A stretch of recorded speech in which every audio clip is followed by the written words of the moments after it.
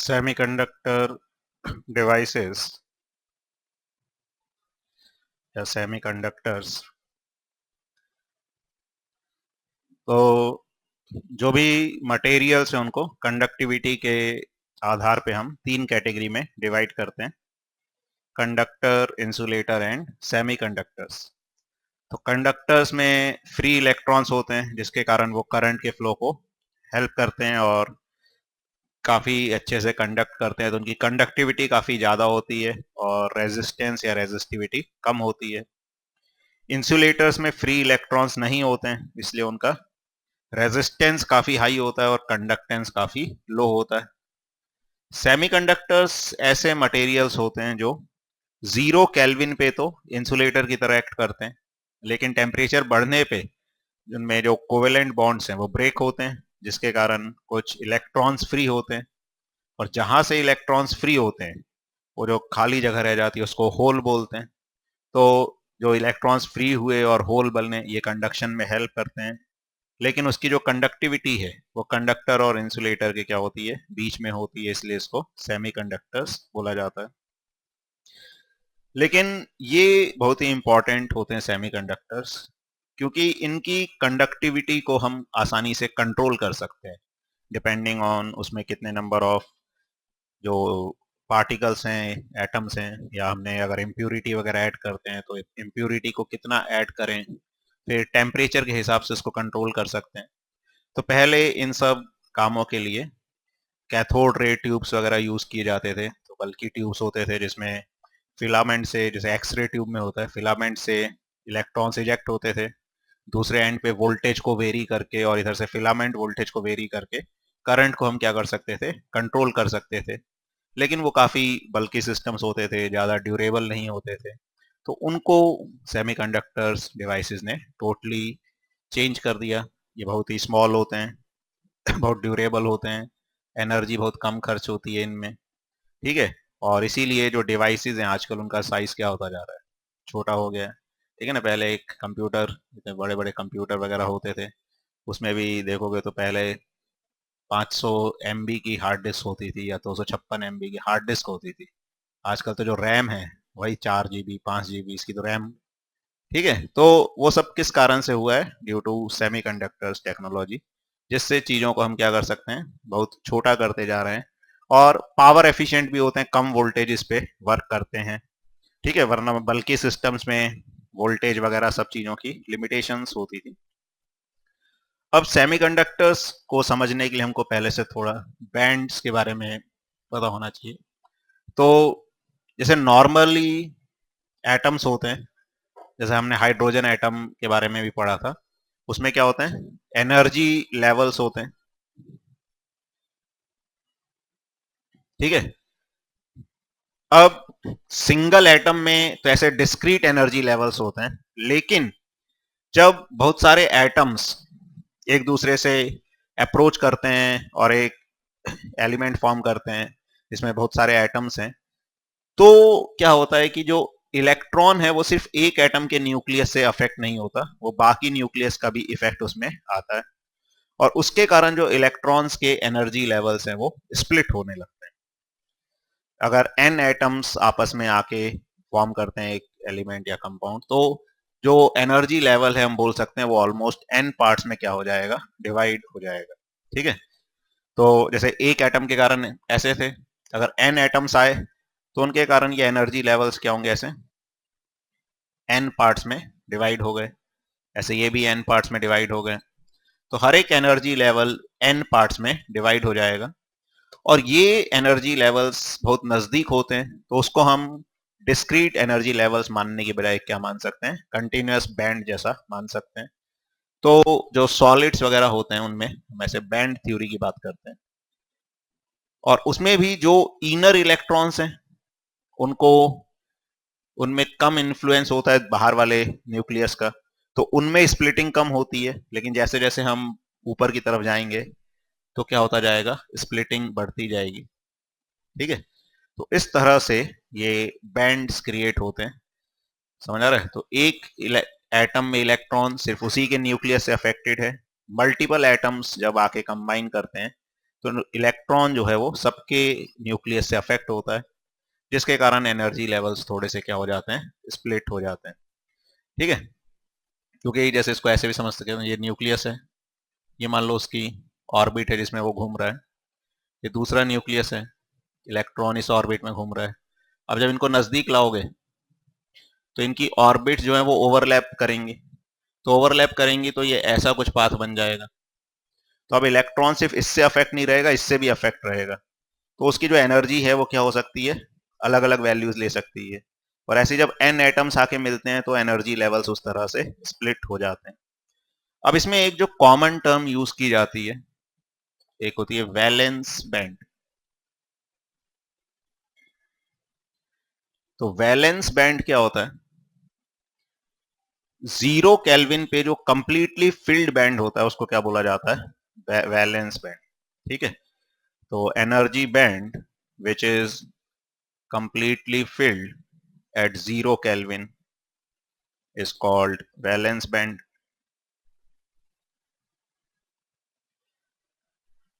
and other is conduction band.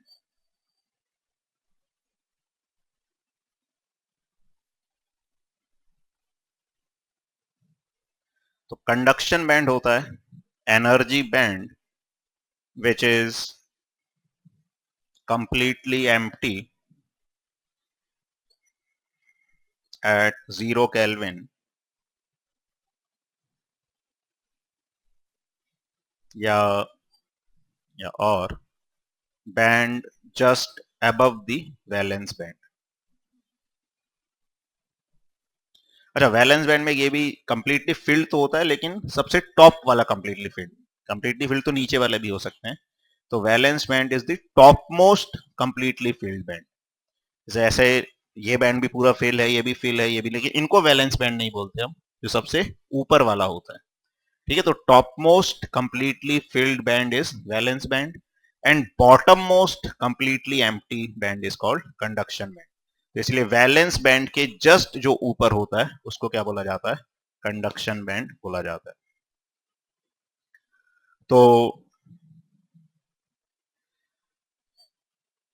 जैसे ये पूरा फिल्ड बैंड है, वैलेंस बैंड। ठीक है, इसके नीचे और भी बैंड हो सकते हैं, और इसके ऊपर जो एम्प्टी बैंड है ये कहलाता है कंडक्शन बैंड। और इनके बीच में ये जो गैप होता है इसको Eg से अपने नोट कर देते हैं, ये कहलाता है एनर्जी गैप या फॉरबिडन गैप। एनर्जी गैप तो सारे ही कहला सकते हैं जो भी ये गैप है, दिस इज एनर्जी गैप और फॉरबिडन गैप, तो फॉरबिडन एनर्जी गैप।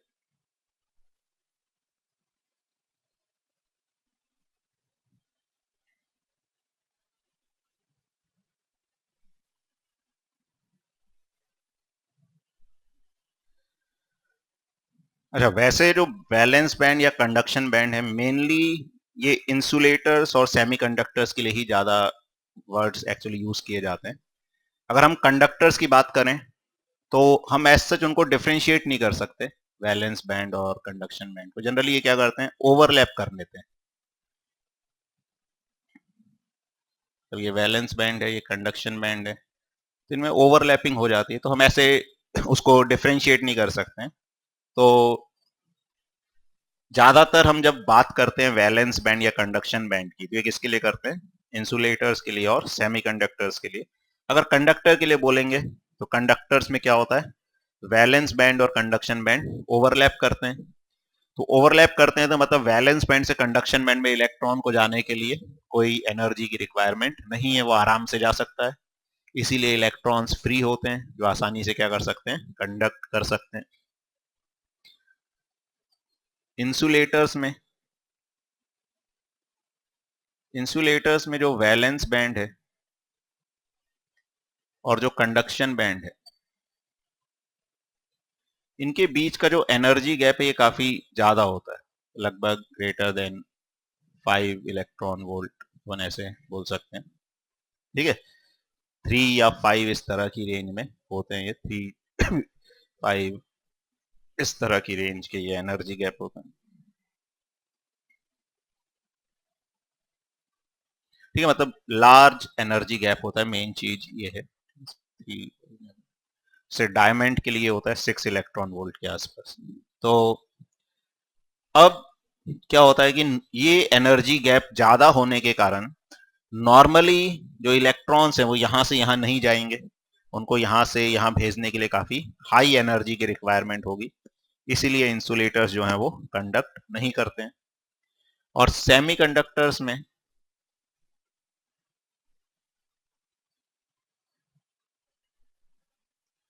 जो वैलेंस बैंड है और कंडक्शन बैंड है, इनके बीच भी एनर्जी गैप होता है, लेकिन ये कम होता है। It is of the order of 1 electron volt अपन रफली मान सकते हैं। सिलिकॉन के लिए 0.7 होता है ऐसा कुछ, और जर्मेनियम के लिए 1.1। ठीक है, तो सॉरी, जर्मेनियम के लिए कम होता है। For germanium Eg is 0.7 electron volt. For silicon it is 1.1 electron। ठीक है, तो कम एनर्जी गैप होने से क्या होता है कि नॉर्मली रूम टेम्परेचर पे भी जो इलेक्ट्रॉन्स है वैलेंस बैंड में, उसमें कुछ इलेक्ट्रॉन्स के पास इतनी एनर्जी होती है कि वो जंप करके यहां पर पहुंच सकते हैं, और इसलिए वो रूम टेम्परेचर पे भी कंडक्टिविटी शो करेंगे सेमीकंडक्टर्स। तो इसीलिए सेमीकंडक्टर्स इंपॉर्टेंट हैं कि इनका जो एनर्जी गैप है वो कम है, तो टेम्परेचर के हिसाब से हम इलेक्ट्रॉन्स को यहां से यहां पहुंचा सकते हैं, उसकी कंडक्टिविटी को कंट्रोल कर सकते हैं बेस्ड ऑन टेम्परेचर।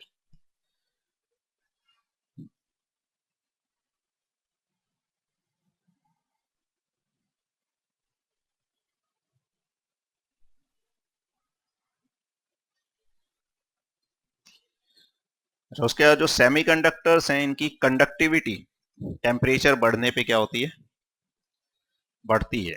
और कंडक्टर्स का रेजिस्टेंस बढ़ता है और कंडक्टिविटी कम होती है। क्यों? तो कंडक्टर्स में तो हमने देखा था कि नंबर ऑफ फ्री इलेक्ट्रॉन्स तो फिक्स रहते हैं, लेकिन टेम्परेचर बढ़ने पे कोलिजन्स ज्यादा होने लगते हैं, जिससे रिलैक्सेशन टाइम जो है वो कम हो जाता है, और इसलिए रेजिस्टिविटी जो है बढ़ती है, कंडक्टिविटी कम होती है। यहां पर क्या होता है कि यहां पर भी रिलैक्सेशन टाइम तो कम होता है, क्योंकि टेम्परेचर बढ़ेगा तो ज्यादा फ्रीक्वेंटली कोलिजन्स होंगे, लेकिन टेम्परेचर बढ़ने पे जो नंबर ऑफ इलेक्ट्रॉन्स और होल्स जनरेट होते हैं, वहां पे नंबर ऑफ चार्ज जो करंट कैरियर्स हैं वो क्या रहते हैं, कांस्टेंट। यहाँ पे जो कैरियर्स हैं वो बढ़ जाते हैं, और वो काफी ज्यादा अमाउंट में बढ़ते हैं, जिसका जो फैक्टर क्या करता है, डोमिनेट करता है, इसलिए कंडक्टिविटी बढ़ती है और रेजिस्टिविटी कम होती है। ठीक है, उसके बाद जो सेमीकंडक्टर्स हैं उनको हम दो कैटेगरी में डिवाइड कर सकते हैं, टाइप्स ऑफ सेमीकंडक्टर्स। एक कहलाता है इंट्रिंसिक और प्योर सेमीकंडक्टर।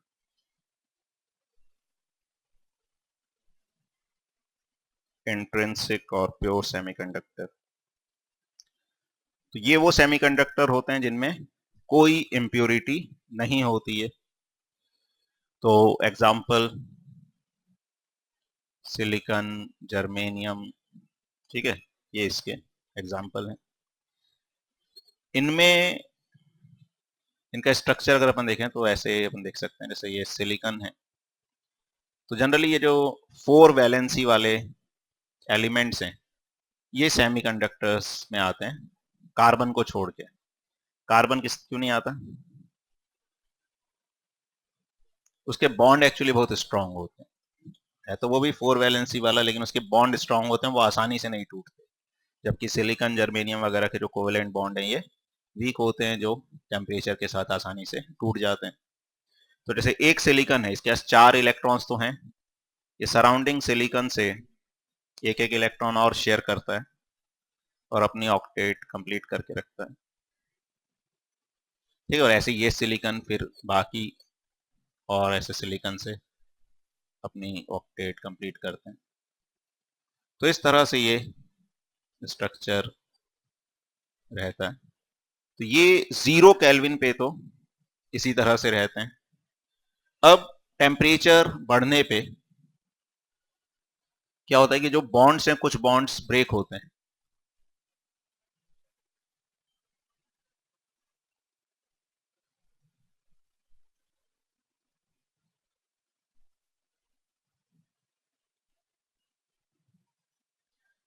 तो मान लो जैसे ये बॉन्ड ब्रेक हो गया, यहां से इलेक्ट्रॉन बाहर चला गया। ऐसे ही मान लो यहां एक बॉन्ड ब्रेक हो गया, यहां से इलेक्ट्रॉन बाहर चला गया। तो 0 केल्विन पे तो कोई भी हमारे पास फ्री चार्ज कैरियर नहीं है, तो उसकी कंडक्टिविटी 0 होती है। लेकिन टेम्परेचर बढ़ने पे कुछ इलेक्ट्रॉन्स क्या हो गए, उनको एनर्जी मिल गई सफिशिएंट कि उन्होंने बॉन्ड ब्रेक कर दिया और वो फ्री हो गए। अब ये फ्री हो गए तो अगर हम इस पे इलेक्ट्रिक फील्ड अप्लाई करेंगे तो जो इलेक्ट्रॉन्स हैं, ठीक है, ये जो डॉट है ये इलेक्ट्रॉन को रिप्रेजेंट कर रहा है। अच्छा, और जहां से इलेक्ट्रॉन फ्री होता है, वैसे तो यहां कुछ नहीं है लेकिन इसको क्या बोला जाता है, होल। और इसको हम एक पॉजिटिव इलेक्ट्रॉन की तरह ट्रीट कर सकते हैं, मतलब चार्ज इसका पॉजिटिव ऑफ इलेक्ट्रॉन जैसा मान सकते हैं।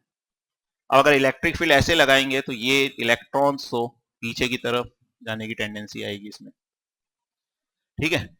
अच्छा, टेंडेंसी इलेक्ट्रॉन्स के पास ही आती है, जैसे ये इलेक्ट्रॉन है, ये भी कहां जाने की टेंडेंसी रखेंगे, पीछे। लेकिन बॉन्ड वाले आसानी से मूव तो कर नहीं सकते।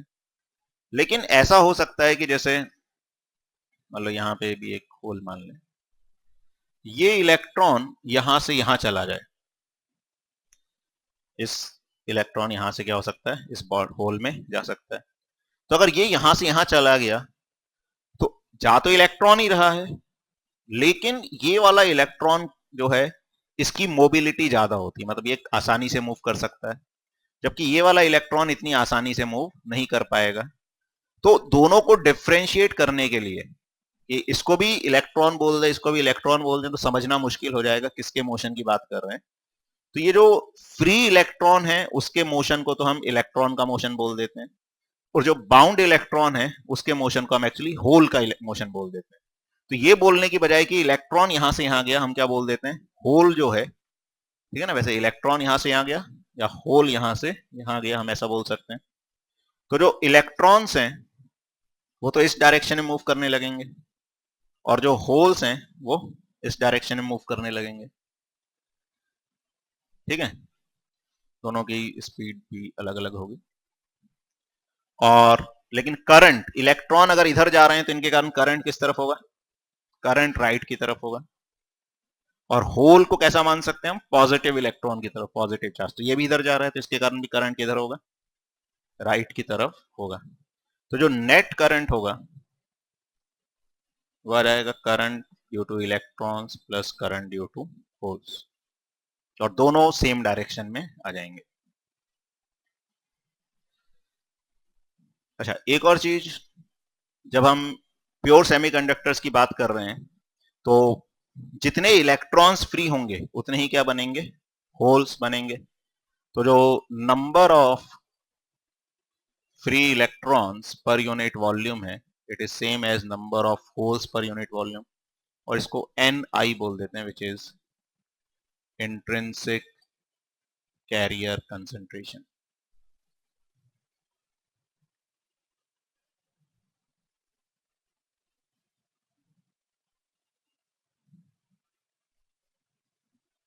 ठीक है, और ये इसके बराबर होती है A T raise to the power 3/2 E raise to the power minus delta E G by 2 kT। ठीक है, ए कांस्टेंट है, K Boltzmann constant, T temperature, delta E जी एनर्जी गैप। तो ये होता है, ठीक है। अच्छा, ये जो करंट है, नेट करंट, इसको जैसे हम करंट इलेक्ट्रिसिटी में लिखते हैं, करंट क्या होता है, N A E V D, वैसे यहां पे भी लिख सकते हैं। तो N E E V E, sorry, into E, नहीं गलत, N E A V, sorry. ये एरिया हो गया उसका क्रॉस सेक्शन का, ठीक है। तो NEAVE, और होल के लिए आ जाएगा NH, चार्ज तो उसका भी E रहेगा, A इंटू VH, ठीक है। तो ये करंट हो गया। Current by area of cross section क्या होता है? Current density. तो करंट डेंसिटी की अगर हम बात करें J, तो this is I by A, तो ये आ जाएगा NEVE plus NHVH into E, ठीक है। हमने एक और फॉर्मूला देखा था, E इज इक्वल टू क्या होता है? जेरो, ठीक है। E किसके बराबर होता है? J रो, तो या J बाय सिग्मा, तो सिग्मा किसके बराबर हो जाएगा? J by E।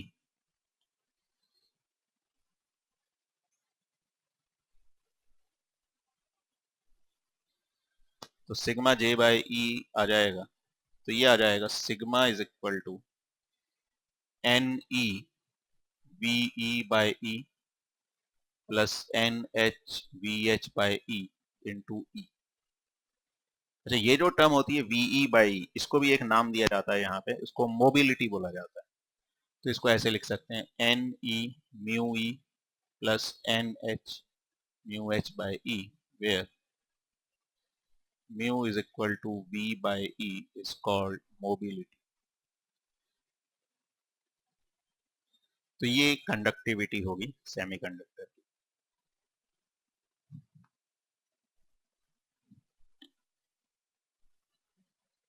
ठीक है। और जो स्पीड और मोबिलिटी हैं दोनों किसकी ज्यादा होंगी?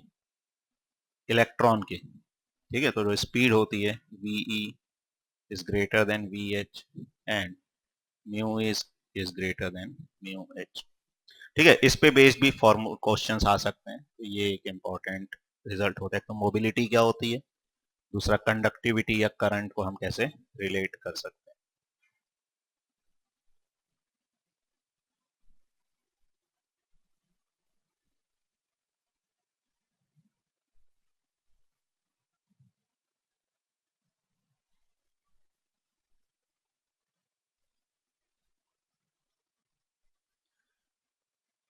ठीक है, तो ये इंट्रिंसिक सेमीकंडक्टर्स के बारे में हमको थोड़ा सा पता होना चाहिए।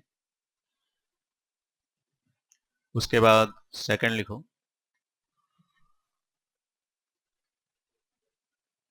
Extrinsic semiconductors.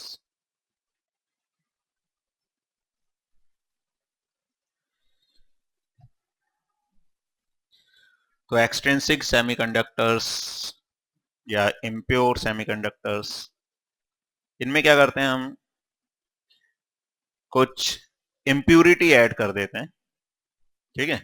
और वो इस तरह से ऐड करते हैं जिससे कि ओवरऑल कंडक्टिविटी जो है वो बढ़ जाए, ठीक है। तो और जो इम्प्यूरिटी ऐड करते हैं उसको बोला जाता है डोपेंट, और जो प्रोसेस उसको बोला जाता है डोपिंग, ठीक है। तो डेलिब्रेटली हम क्या करते हैं, इम्प्यूरिटी एटम्स को ऐड करते हैं प्योर सेमीकंडक्टर में सच दैट उसकी कंडक्टिविटी बढ़ जाए। इस प्रोसेस को डोपिंग बोला जाता है, और जो इम्प्यूरिटी ऐड करते हैं वो डोपेंट कहलाता है। अब जो डोपेंट है जनरली वो हम यूज करते हैं कौन से? तो वैलेंसी जिसकी 3 या 5 होती है, ठीक है। और उनके किस कौन सी इम्प्यूरिटी हमने ऐड की उसके हिसाब से उसको नाम भी दिया जाता है एन टाइप या पी टाइप। और इम्प्यूरिटी ऐड करते वक्त ये भी ध्यान रखा जाता है कि इम्प्यूरिटी ऑलमोस्ट सेम साइज की हो। तो ऐसा नहीं है कि अपन ने कोई भी ऐड कर दिया, जैसे सिलिकॉन है तो उसमें जो अगल बगल वाले दो हैं उन्हीं को अपन ऐड करेंगे, क्योंकि उसके एडिशन से स्ट्रक्चर भी नहीं बदलना चाहिए। तो अगर सेम साइज लगभग सेम होगा तो वो उसको आसानी से क्या कर सकता है, रिप्लेस कर सकता है सिलिकॉन वाली जगह। तो सिलिकॉन की जगह क्या डाल सकते हैं, बोरोन या फास्फोरस या एल्युमिनियम। जर्मेनियम के साथ, एक मिनट, सिलिकॉन के साथ एल्युमिनियम एंड फॉस्फोरस, जर्मेनियम के साथ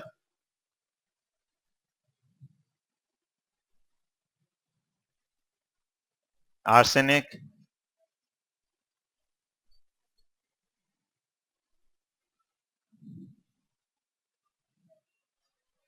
हम्म, जर्मेनियम के बाद आर्सेनिक आता है, पहले क्या आता है? गैलियम। चलो, तो ठीक है। तो एक्सट्रिंसिक सेमीकंडक्टर्स जो हैं, तो इसमें impurity is added,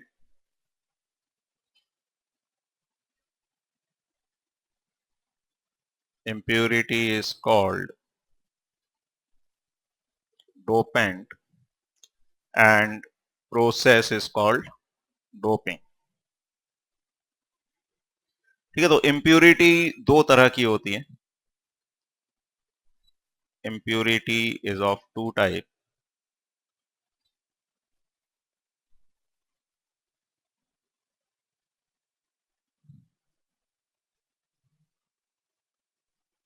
पेंटावेलेंट या ट्राईवेलेंट। ठीक है, पेंटावेलेंट में आर्सेनिक, फॉस्फोरस एटसेट्रा, और ट्राईवेलेंट में एल्युमिनियम, बोरोन एटसेट्रा या गैलियम।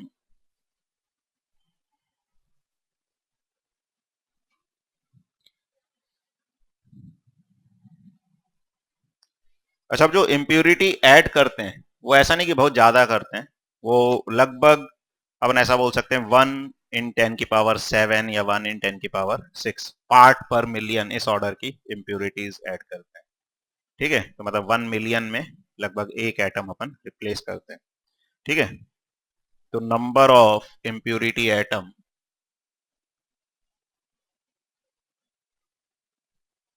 इज अबाउट 1 × 10⁻⁷ एटम्स रफली, अपन ये एक एवरेज मान सकते हैं।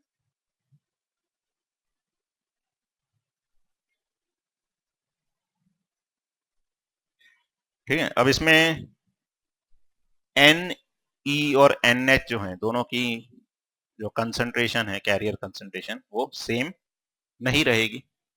अब इसमें अगर हम देखें, दो तरह के सेमीकंडक्टर्स होते हैं, तो एन टाइप सेमीकंडक्टर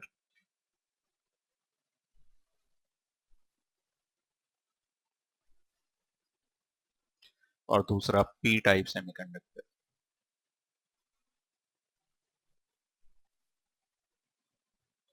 तो एन टाइप में क्या होता है, कौन सी इंप्योरिटी ऐड करते हैं? पेंटावेलेंट। और पी टाइप में ट्राईवेलेंट। तो पेंटावेलेंट में क्या होता है कि इसमें वैलेंस शेल में 5 इलेक्ट्रॉन्स हैं। ठीक है, तो जैसे सिलिकॉन की अगर हम बात करें, क्या ऐड कर दिया हमने? फॉस्फोरस।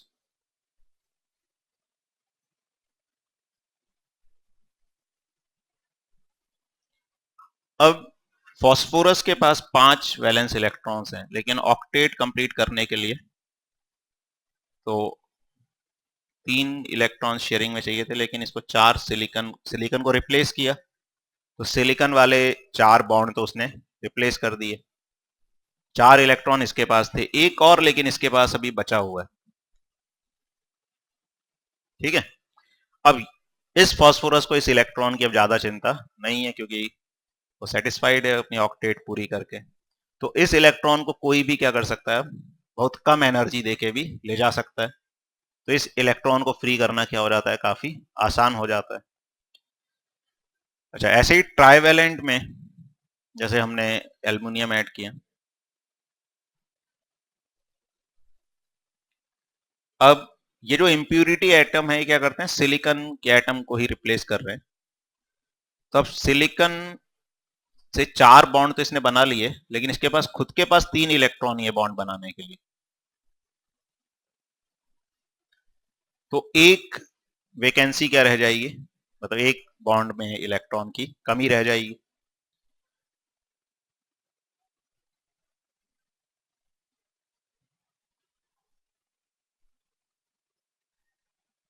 ठीक है।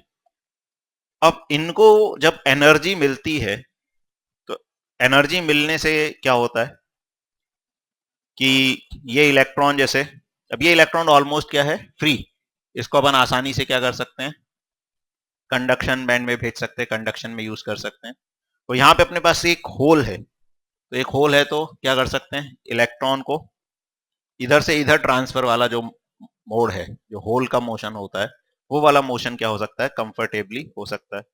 तो जो एनर्जी बैंड डायग्राम है उसमें हम इसको ऐसे शो करते हैं कि जैसे ये कंडक्शन बैंड है, ये वैलेंस बैंड है, तो यहां पे ये तो पूरा भरा हुआ है, ये जो एक इलेक्ट्रॉन यहां बैठा हुआ है इसको हम ऐसा मान सकते हैं एनर्जी लेवल के हिसाब से, ठीक है ना। ये सिर्फ रिप्रेजेंटेशन एनर्जी लेवल का, ऐसा नहीं कि वो वहां जाके बैठ रहा है, ये मतलब उसको कंडक्शन इलेक्ट्रॉन में कन्वर्ट करने के लिए कितनी एनर्जी की रिक्वायरमेंट होगी।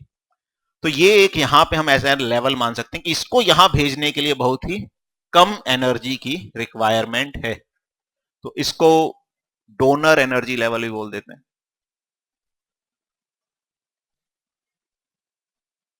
ठीक है, और ये एनर्जी गैप बहुत कम है तो वो आसानी से यहां से यहां क्या कर सकते हैं, उसको भेजा जा सकता है। और इस केस में क्या होता है, पी टाइप में, तो ये वैलेंस बैंड है कंप्लीटली, ये कंडक्शन बैंड है, तो इसमें यहां पे एक जो अपने होल्स वाला पार्ट क्रिएट हुआ, तो बेसिकली इधर से इलेक्ट्रॉन को इधर भेजना, मतलब एक इलेक्ट्रॉन को होल की तरफ शिफ्ट करना, वो आसान काम होता है यहाँ पे, तो इसको हम क्या बोल देते हैं, acceptor energy level.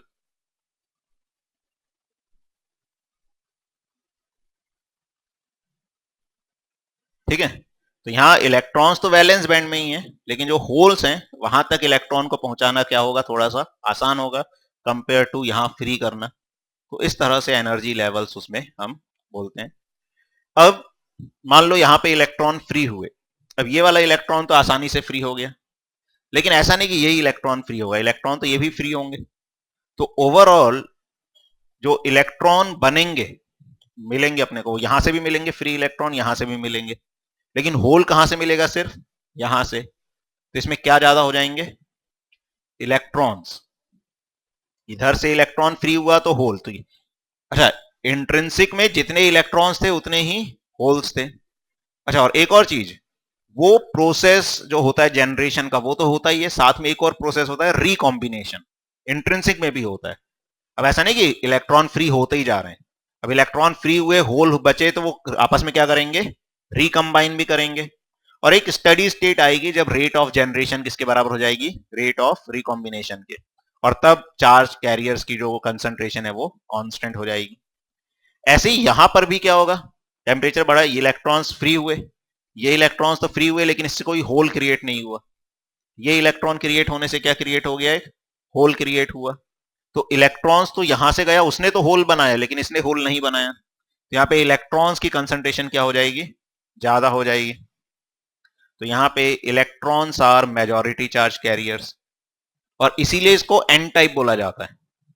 N type word कहां से आया, क्योंकि नेगेटिव पार्टिकल्स जो हैं वो क्या हैं, मेजॉरिटी चार्ज कैरियर्स हैं, इसलिए इसको क्या बोला जाता है, एन टाइप सेमीकंडक्टर। अच्छा, लेकिन एन एनएच से ज्यादा तो होगा, फिर भी एट थर्मल इक्विलिब्रियम जो N E into N H है, ये एन आई स्क्वायर के बराबर ही है। मतलब ये एक रिलेशन होता है कि इंट्रिंसिक में एन ई एन एच दोनों बराबर होते हैं, तो N E into N H किसके बराबर होगा, एन आई स्क्वायर। बाकी एक्सट्रिंसिक सेमीकंडक्टर्स में भी भले डेंसिटीज अलग अलग हो गई दोनों की, लेकिन उनका प्रोडक्ट क्या रहेगा, इंट्रिंसिक के बराबर ही रहेगा। जो एन आई क्या है, इंट्रिंसिक कैरियर कंसंट्रेशन, तो इंट्रिंसिक कैरियर कंसंट्रेशन का जो स्क्वायर है उसी के बराबर रहेगा N E into N H. ऐसे यहां पर, अब यहां से होल तो पहले से ही है, इलेक्ट्रॉन फ्री हुआ तो उसने भी होल बनाया, यहाँ पे होल्स ज्यादा होंगे कंपेयर टू इलेक्ट्रॉन्स, तो यहाँ पे N H greater than N E, और होल्स को हम कैसा मानते हैं, पॉजिटिव चार्ज की तरह, तो they are majority charge carriers, इसलिए इसको क्या बोला जाता है, पी टाइप सेमीकंडक्टर। और इसमें भी थर्मल इक्विलिब्रियम पे सेम कंडीशन आएगी at thermal equilibrium Ne into NH is equal to Ni square.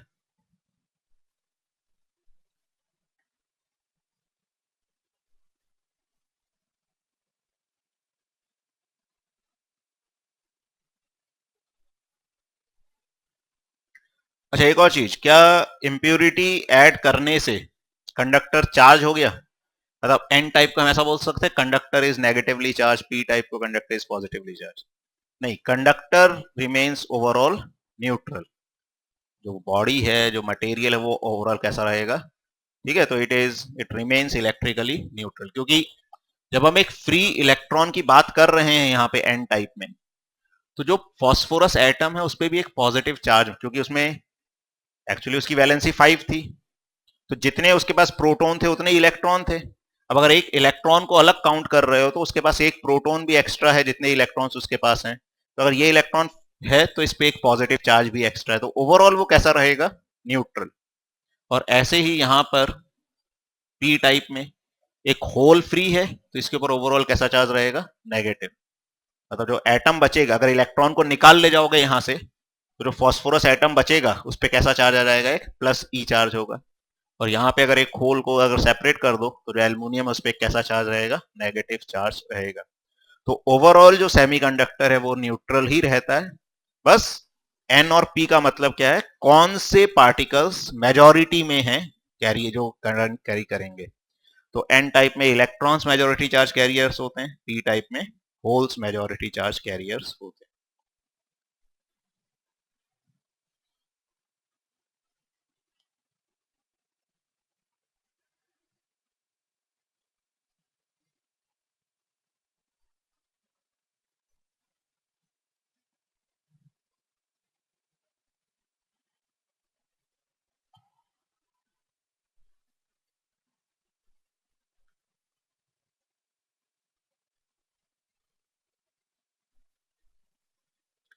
PN junction,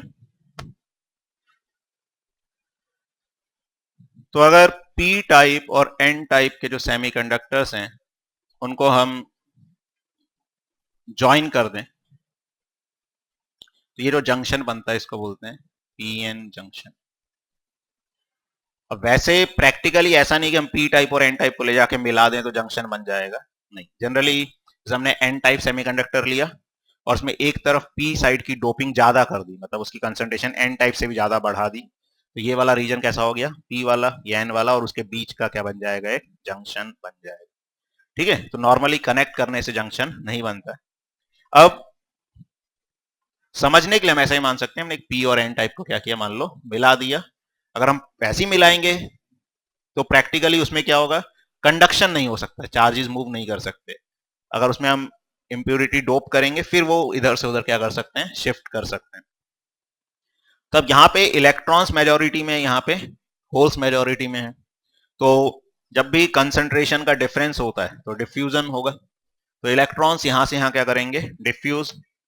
ऐसा भी बोल सकते हो होल यहां से यहां डिफ्यूज करेंगे, लेकिन प्रैक्टिकली तो इलेक्ट्रॉन ही मूव कर रहे होंगे। तो इलेक्ट्रॉन यहां से यहां जाएंगे, तो यहां पे जो होल्स हैं खाली, उनमें जाके क्या करेंगे? फिल कर दिया। अभी जो हमने इधर बनाया था कि एन टाइप में अगर हम इसको अलग मान लें, इसको अलग मान लें, और पी टाइप में इसको ऐसे मान लें, सॉरी,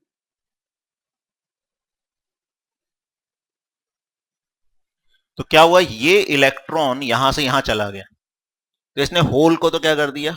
ऑक्यूपाई कर लिया। तो ये वाला चार्ज तो जीरो कर दिया, लेकिन ओवरऑल कैसा चार्ज बच गया यहाँ पे? अब नेगेटिव। तो यहां से चला गया, मतलब ये दोनों मिलकर तो न्यूट्रल फॉर्म कर रहे थे, लेकिन ये इलेक्ट्रॉन चला गया तो ओवरऑल कैसा चार्ज बच गया यहाँ पे? पॉजिटिव। तो ये इलेक्ट्रॉन्स जब यहां से यहां जाते हैं तो यहाँ पे होल्स को उन्होंने क्या किया? ऑक्यूपाई कर लिया, और उसको होल वाले चार्ज को तो न्यूट्रल कर दिया, लेकिन एक नेगेटिव आयन जो था वो यहाँ पे अभी बचा रहा। तो इस तरफ ऐसे नेगेटिव स्टैटिक चार्ज का रीजन क्रिएट हो जाती है, इसको स्टैटिक चार्ज भी बोलते हैं, क्योंकि ये मूव करने वाला नहीं है। और यहां से इलेक्ट्रॉन गया तो यहाँ पे पॉजिटिव स्टैटिक चार्ज का रीजन बन जाएगा। अब इस पॉजिटिव और नेगेटिव चार्ज के कारण एक इलेक्ट्रिक फील्ड क्रिएट होगी। ये इलेक्ट्रिक फील्ड क्या करेगी, इलेक्ट्रॉन्स को यहां से यहां लाने की कोशिश करेगी। तो यहां से यहां इलेक्ट्रॉन जा रहे थे डिफ्यूजन से, और ये इलेक्ट्रिक फील्ड वापस उसको ड्रिफ्ट करेगी, खींचेगी पीछे की तरफ। तो इलेक्ट्रिक फील्ड के कारण इलेक्ट्रॉन्स के पीछे आने की टेंडेंसी होगी। तो एक टाइम ऐसा आएगा जब वो आपस में बैलेंस हो जाएगा। तो शुरू में तो डिफ्यूजन ज्यादा होगा, इलेक्ट्रिक फील्ड के कारण क्या होगा, ड्रिफ्ट। एक टाइम ऐसा आएगा जब डिफ्यूजन किसके बराबर हो जाएगा, ड्रिफ्ट के, और ये जो थिकनेस है और बढ़ना बंद हो जाएगी।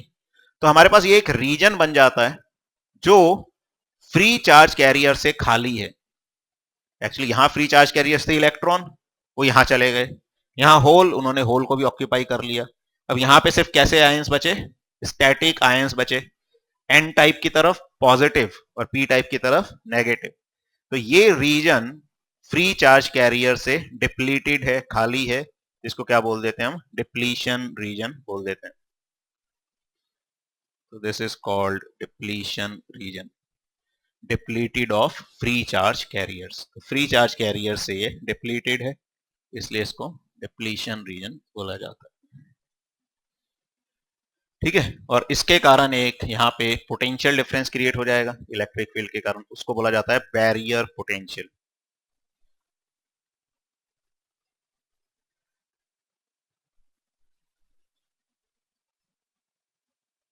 ठीक है, तो एक बैरियर पोटेंशियल क्रिएट हो। अगर हम पोटेंशियल का ग्राफ देखें तो जैसे इलेक्ट्रिक फील्ड, तो ऐसे अगर हम पोटेंशियल बना रहे हैं यहाँ पे, तो यहाँ पे क्या होगा, पोटेंशियल अचानक से बढ़ेगा, कुछ भी जो भी वी नॉट वैल्यू होगी इसकी, मतलब इस वाले पार्ट की कंडक्टिविटी बहुत ही कम होगी, तो यहाँ तो ऑलमोस्ट पोटेंशियल हम क्या मान सकते हैं, सॉरी कंडक्टिविटी बहुत ही ज्यादा होगी, यहाँ तो पोटेंशियल ऑलमोस्ट सेम रहेगा। यहाँ रेजिस्टेंस बहुत हाई हो जाता है इस पार्ट का, तो एक पोटेंशियल का बैरियर आएगा, और फिर इस तरह से पोटेंशियल बैरियर हम यहाँ पे ड्रॉ कर सकते हैं। ठीक है, आ रहा है समझिए। तो ये पीएन जंक्शन होता है, और ये जो बैरियर पोटेंशियल होता है, ये सिलिकॉन के लिए इसकी वैल्यू होती है अराउंड 0.7 वोल्ट, और जर्मेनियम के लिए वैल्यू होती है 0.3 वोल्ट।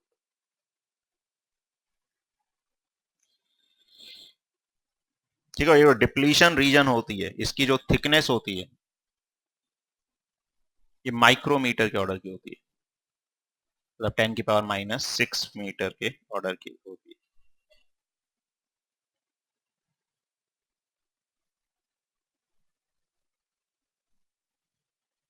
ठीक है, तो ये तो हो गया पीएन जंक्शन। अब उसके बाद पीएन जंक्शन डायोड या सिर्फ डायोड।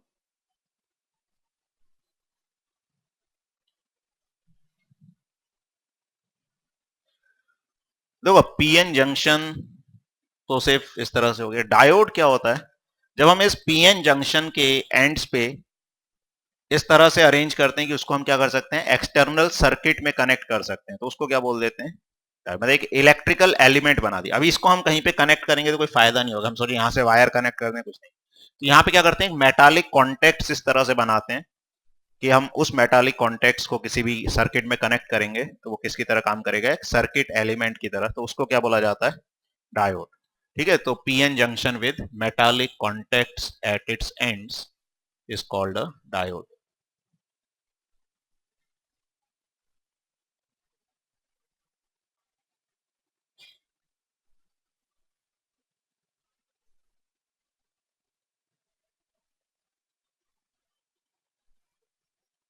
तो ये हमने उसके एंड्स पे मेटालिक कॉन्टेक्ट्स बना दिए, इस डिवाइस को डायोड बोला जाता है। और इसका जो सिंबल है, सिंबॉलिक रिप्रेजेंटेशन उसका इस तरह से होता है। इसमें भी ये जो एरो है, ये P से N की तरफ होता है, मतलब कन्वेंशनल करंट की जो डायरेक्शन होती है। तो कन्वेंशनल करंट कैसे होता है, पॉजिटिव से नेगेटिव की तरफ मानते हैं। तो इस तरह से डायोड का रिप्रेजेंटेशन होता है। ठीक है, बाकी आगे अपन थोड़ा और समझेंगे। ऐसे इसलिए ये डंडा इसलिए बनाते हैं कि यहां से, तो ये क्या करता है, जनरली जो डायोड है वो एक अच्छे कंडक्टर की तरह एक्ट करता है। आइडियल डायोड की बात करें तो जीरो रेजिस्टेंस की तरह एक्ट करता है, लेकिन यहां से वो बहुत हाई रेजिस्टेंस की तरह एक्ट करता है, मतलब यहां से वो करंट को क्या कर देगा, ब्लॉक। और यहां से करंट को क्या करता है, जाने देता है, इसलिए उसको इस तरह से डिजाइन किया जाता है।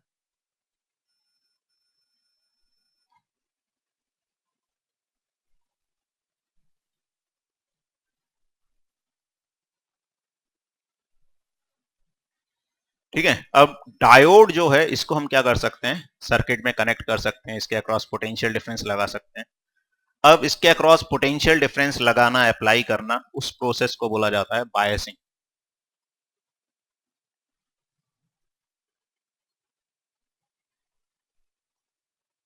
ठीक है, तो to apply potential difference across the diode, इसको बायसिंग बोला जाता है। अब बायसिंग दो तरह की होती है, फॉरवर्ड एंड रिवर्स। तो फॉरवर्ड बायसिंग में क्या होता है,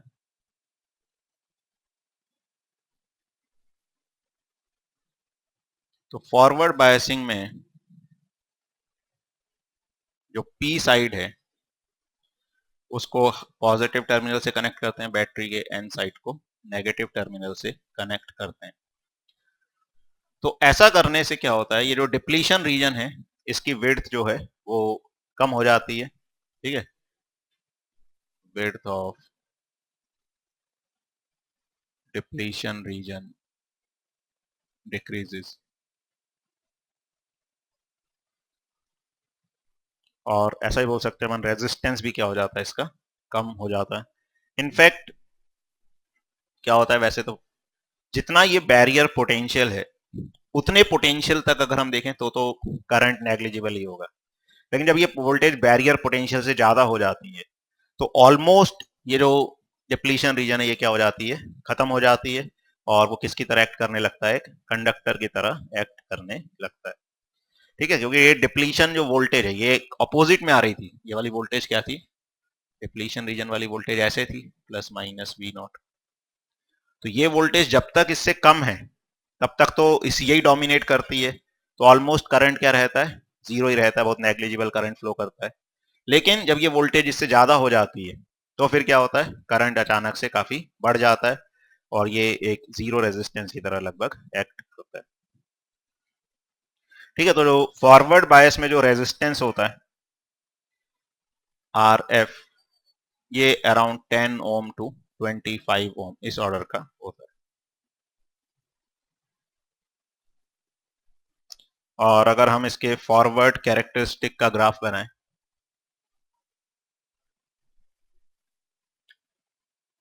तो ये ग्राफ हम बनाते हैं करंट वर्सेस वोल्टेज। जब करंट जो है मिली एम्पियर में, वोल्टेज वोल्ट में, तो ये ग्राफ कुछ इस तरह से,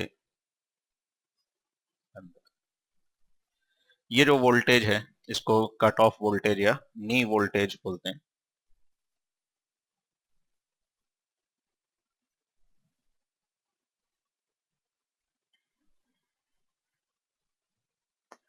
तो नी वोल्टेज एक्चुअली ये बैरियर पोटेंशियल को ही रिप्रेजेंट करती है।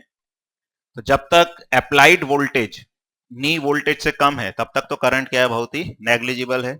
और जैसे ही ये इस knee voltage is same as this barrier potential, उससे ज्यादा हो गई, जैसे सिलिकॉन के लिए कितनी हो जाएगी 0.7, जर्मेनियम के लिए 0.3, जैसे ही उससे ज्यादा होगी करंट अचानक से क्या होगा, बढ़ेगा, मतलब वो एक बहुत ही कम रेजिस्टेंस की तरह एक्ट करेगा। और ये जो हम रेजिस्टेंस की बात कर रहे हैं वो इस वाले रीजन की बात करते हैं जब वो क्या कर रहा है, कंडक्ट कर रहा है।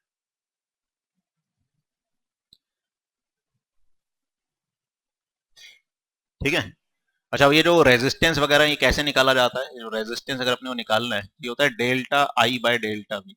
एक्चुअली एक फिक्स वैल्यू तो होगी नहीं रेजिस्टेंस की, हाँ, लेकिन नॉर्मली ये स्ट्रेट लाइन है तो ये एक तरीके से स्लोप को डिनोट करेगा, तो स्लोप क्या आ जाएगा, फिक्स। जैसे आपने को कभी दे दिया तो किसी पॉइंट पे अगर हमको रेजिस्टेंस बताना है तो क्या करो, उस पॉइंट के ऊपर जो भी डेटा दिया हुआ हो और उस पॉइंट के नीचे जो भी डेटा दिया हो, उन डेटा के लिए डेल्टा आई निकाल लो, डेल्टा वी से डिवाइड कर दो। समझ आ रहा है, जैसे मान लो ये करंट दे रखा है अपने को सपोज 5, और ये दे रखा है 6, और ये दे रखा है 4, और ये कुछ दे रखा है अपने को 2, और ये 3। तो अब अपने से अगर कोई पूछे कि रेजिस्टेंस क्या होगा 5 मिली एम्पियर वाले पॉइंट पे, तो डेल्टा आई, तो 5 नहीं लेना उसके आसपास वाले, तो वो क्या हो जाएगा 6 - 4 डिवाइडेड बाय 3 - 2। वो मिली एम्पियर में, ये वोल्ट में, वो फॉरवर्ड रेजिस्टेंस आ जाएगा। गलत लिख दिया क्या? Sorry, delta we by delta आई, ऐसे करके अपन रेजिस्टेंस उसका निकाल सकते। ठीक है,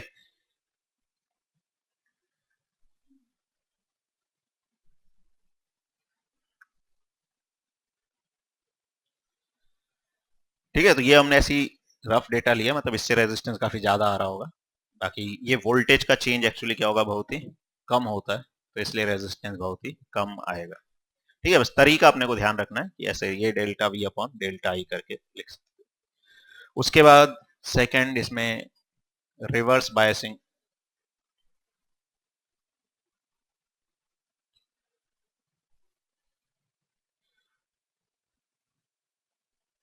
तो रिवर्स बायसिंग में हम पी साइड को जो है वो नेगेटिव टर्मिनल से कनेक्ट करते हैं और एन साइड को पॉजिटिव टर्मिनल से कनेक्ट करते हैं। इसमें डिप्लीशन रीजन की विड्थ जो है वो क्या हो जाती है, इंक्रीज हो जाती है। तो वो बढ़ जाती है तो रेजिस्टेंस भी बढ़ जाता है इसमें। रेजिस्टेंस जो होता है ये होता है अराउंड 10⁵ ओम के ऑर्डर का।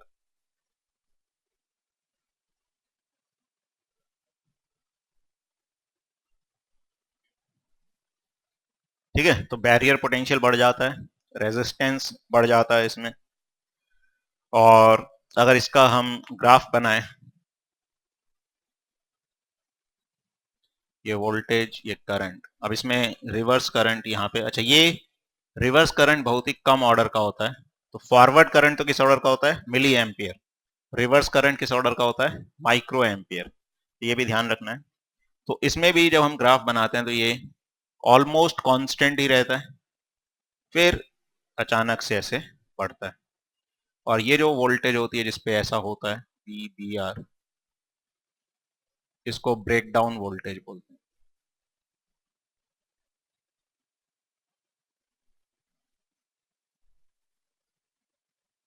ठीक है, और ये वोल्टेज काफी हाई होती है, मतलब ये 10 वोल्ट 12, अच्छा जिसमें 10-12 हाई होती है, क्योंकि semiconductor devices normally 4-5 volt 6 volt इन्हीं वोल्टेजेस पे ऑपरेट करती हैं।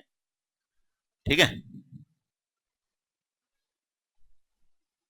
तो इसमें क्या होता है कि जैसे हमने रिवर्स इस वोल्टेज को बढ़ाया, अब ये नेगेटिव में बढ़ा रहे हैं, तो करंट ऑलमोस्ट क्या रहेगा, कांस्टेंट ही रहेगा।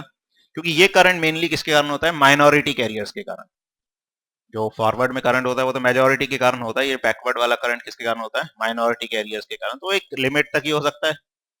ठीक है, तो ये करंट बहुत ही, तो लगभग कांस्टेंट इसका करंट रहेगा, या नेग्लिजिबल ही मान सकते हो, क्योंकि माइक्रो एम्पियर में वैल्यू और बहुत ही कम वैल्यू है।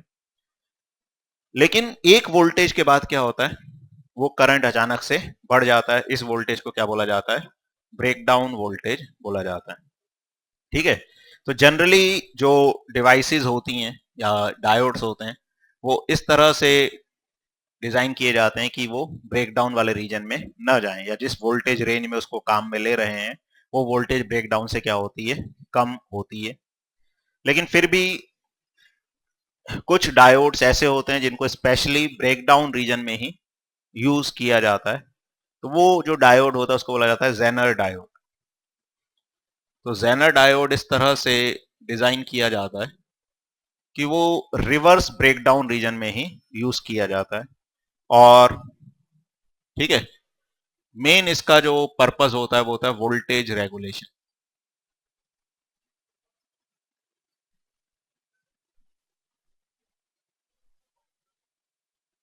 ठीक है, तो it is used in reverse breakdown region, और इसका मेन फंक्शन होता है वोल्टेज रेगुलेशन। कैसे वोल्टेज रेगुलेट करता है ये, अब इसमें देखो कि करंट कितना भी हो जाए, वोल्टेज तो इसके लिए फिक्स हो गई। ब्रेकडाउन के बाद ऑलमोस्ट कैसी लाइन आ गई, स्ट्रेट लाइन। तो जो ब्रेकडाउन वोल्टेज है वही वोल्टेज इसके अक्रॉस आएगी। तो अब जैसे हम इसका इसका सिंबल होता है इस तरह से, ये जेनर डायोड का सिंबल होता है। ठीक है, तो सिंबल्स दिया हो तो भी अपने को समझ आ जाना चाहिए, this is of Zener diode. और रिवर्स में काम करता है ये।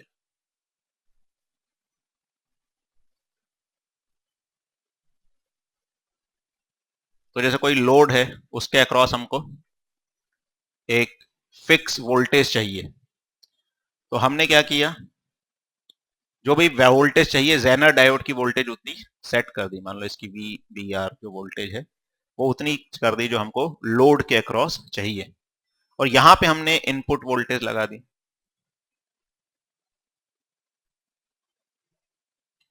ठीक है, अब ये वोल्टेज फ्लक्चुएट कर रही है, वेरी कर रही है, लेकिन ये वोल्टेज फ्लक्चुएट कर रही है, तो यहां पे तो वोल्टेज फिक्स है।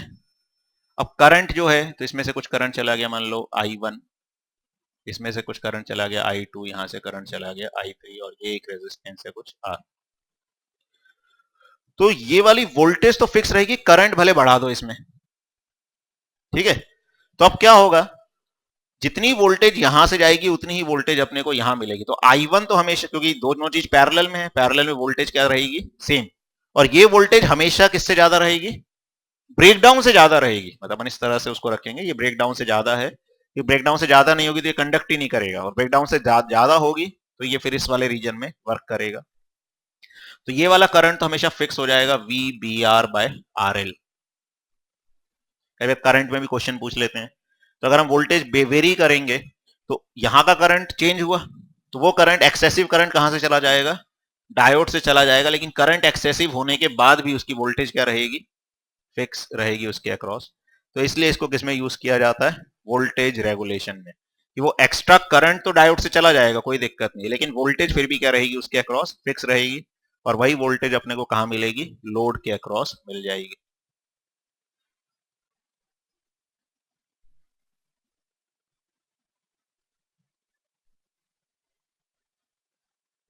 ठीक है, ऐसे ही और भी स्पेशल पर्पस डायोड होते हैं, तो बहुत ज्यादा, लेकिन उसका कोई मैथमेटिकली ऐसा अपन ज्यादा सिग्निफिकेंस नहीं है। जैसे लाइट एमिटिंग डायोड होते हैं, तो लाइट एमिटिंग डायोड में क्या होता है, उसमें भी पीएन जंक्शन डायोड रहता है, जिसको हम किस में रखते हैं, फॉरवर्ड बायस में रखते हैं।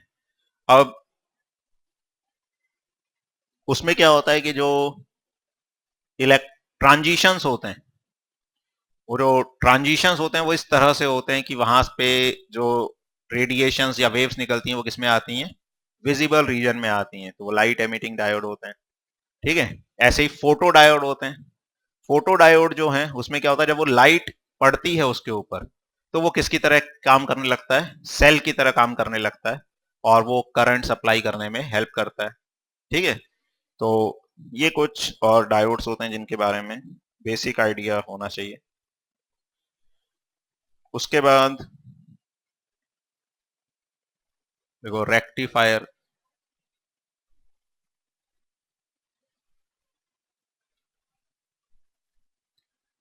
रेक्टिफायर क्या काम करता है, तो rectifier is use to convert AC to DC. Rectifier का काम होता है एसी को डीसी में कन्वर्ट करना। ठीक है, और वो भी डायोड के थ्रू ही होता है। तो कैसे करता है ये, तो इसमें इस तरह का अरेंजमेंट रहता है।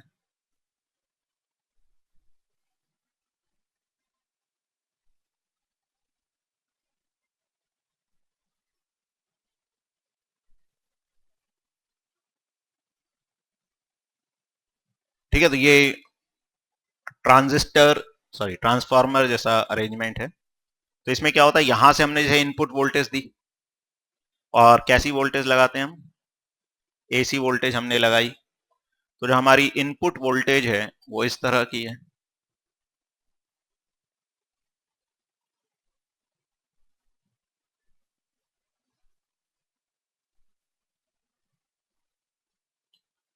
तो अब इसमें जब ये पॉजिटिव हाफ होगा, ये नेगेटिव हाफ होगा, तो क्या हुआ, ये डायोड फॉरवर्ड बायस है।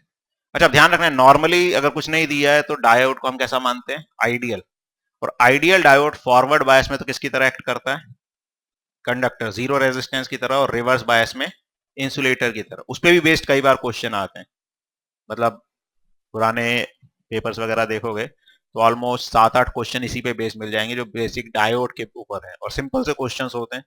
जैसे कभी ऐसा दे दिया कि, ठीक है, तो बस कुछ नहीं, उसको एक इनफाइनाइट या फाइनाइट रेजिस्टेंस की तरह अपने को देखना है।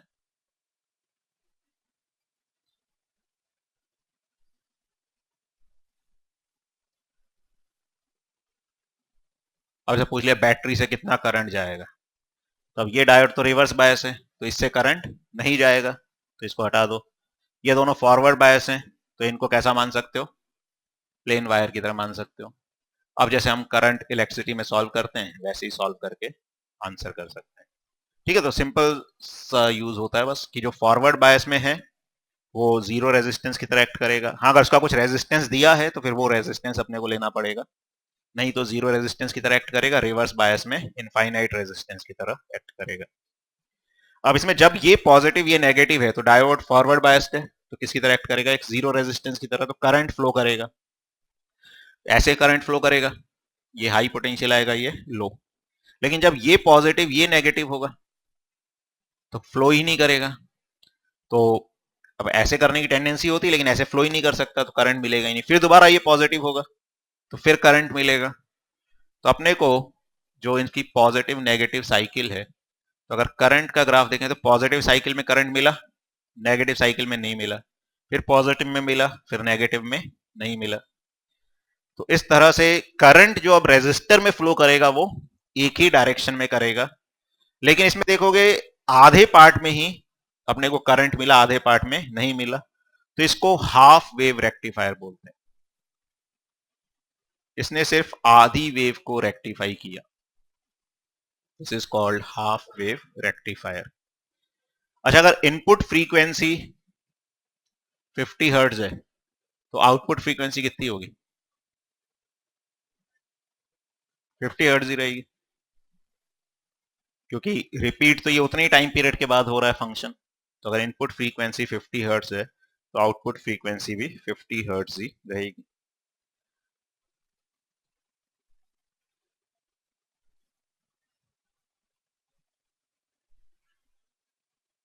ठीक है, फिर दूसरे टाइप का जो रेक्टिफायर होता है फुल वेव रेक्टिफायर।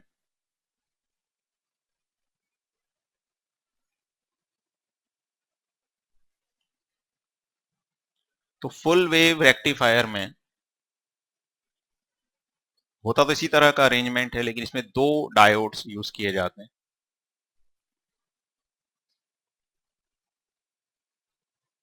और सेंटर से एक कनेक्शन होता है।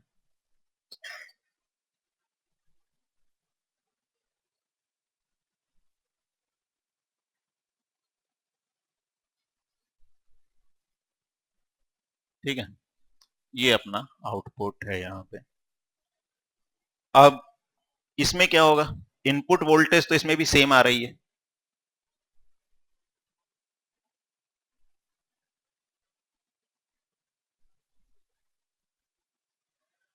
अब जब ये पॉजिटिव होगा ये नेगेटिव, इसको डायोड D1 बोल दें, इसको डायोड D2 बोल दें। तो ये पॉजिटिव है, यहां से यहां जाओगे तो पोटेंशियल क्या होता जा रहा है, कम। तो इस पॉइंट का पोटेंशियल कम है, इसका ज्यादा, तो ये डायोड कंडक्ट कर रहा है, ये करंट अब यहां से जा नहीं सकता क्योंकि ये रिवर्स बायस है, तो वो करंट कहां से जाएगा, यहां से, तो यहां पे जा सकता है। इस वाले पार्ट के लिए देखोगे ये हाई पोटेंशियल है, ये लो पोटेंशियल है, ये करंट ऐसे भेजना चाहेगा। अब लेकिन ये डायोड और ये डायोड दोनों ही डायोड कैसे हैं, रिवर्स बायस हो जाएंगे उसके लिए, तो इधर से करंट नहीं जा सकता। सिर्फ कौन सा करंट जाएगा, जो इस डायोड से गया होगा, और इस डायोड से जाने वाला करंट यहां से ऐसे जाएगा। अरे समझ, जो डायोड यहां से करंट गया वो यहां से तो जा नहीं सकता क्योंकि रिवर्स बायस हो गया, यहां से जा सकता है। यहां से जो करंट होगा ये हाई पोटेंशियल, ये लो, जाने की टेंडेंसी उसकी ऐसे होगी, लेकिन ऐसे कहां जाएगा, इससे जा नहीं सकता, इससे जा नहीं सकता, तो वो करंट फ्लो ही नहीं करेगा। ऐसे ही जब ये पॉजिटिव साइकिल होगी ये नेगेटिव में होगा, तो अब ये हाई पोटेंशियल ये लो, तो यहां वाला करंट तो ऐसे जाना चाहेगा, तो इससे तो चला गया। अब यहां जाने की कोशिश करेगा तो यहां तो जा नहीं सकता, तो उसको यहां से जाना पड़ेगा, तो फिर से इधर ही जाएगा करंट।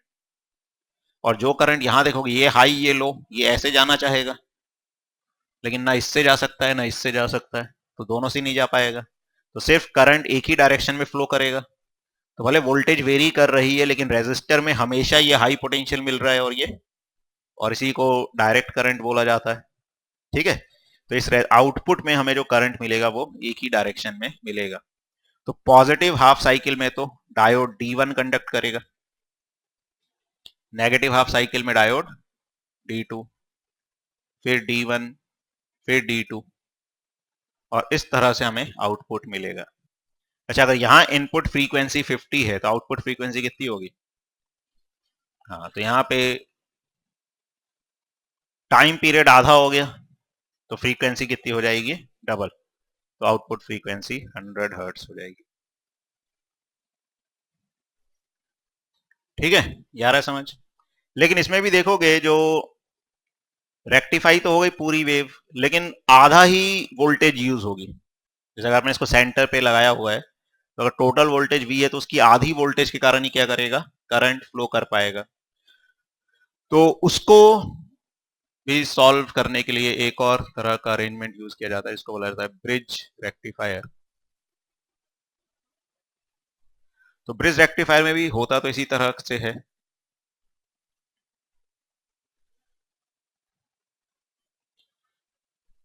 ठीक है, लेकिन उसमें 4 डायोड्स यूज किए जाते हैं।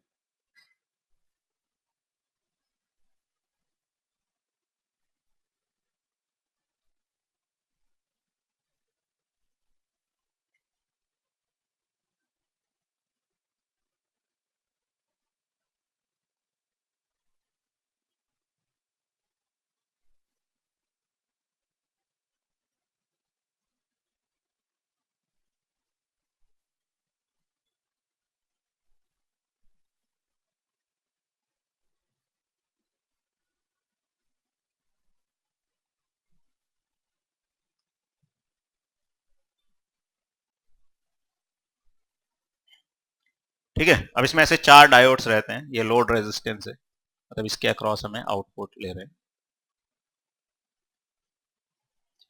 अब जैसे ये पॉजिटिव है, ये नेगेटिव है, तो अब यहां से करंट जाएगा, यहां तो जा नहीं सकता तो यहां जाएगा करंट। ठीक है, इसको I1 बोल दें। अब वो करंट यहां से जा नहीं सकता, यहां से जाएगा। अब यहां से यहां नहीं जा, सॉरी, यहां जा सकता है, लेकिन ठीक है, अपने लिए तो इंपॉर्टेंट ये है कि यहां जाना चाहिए, मतलब मेन रेजिस्टर में कहां फ्लो करना चाहिए? ऐसे फ्लो करना चाहिए। तो रेजिस्टर में कैसे चला जाएगा?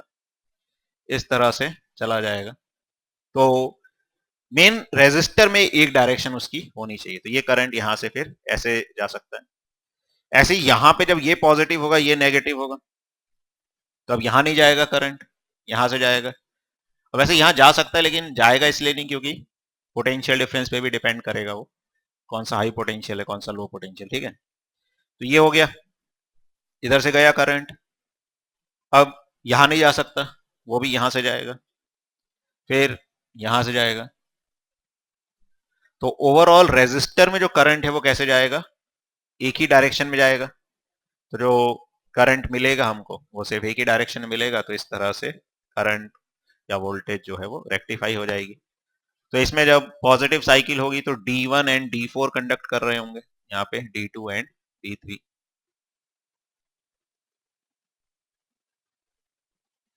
यहाँ D1 and D2, sorry D4, यहाँ D2 एंड D3। ठीक है, तो ये भी एक फुल वेव रेक्टिफायर होता है, ब्रिज रेक्टिफायर। ठीक है, चलो इतना ही करते हैं।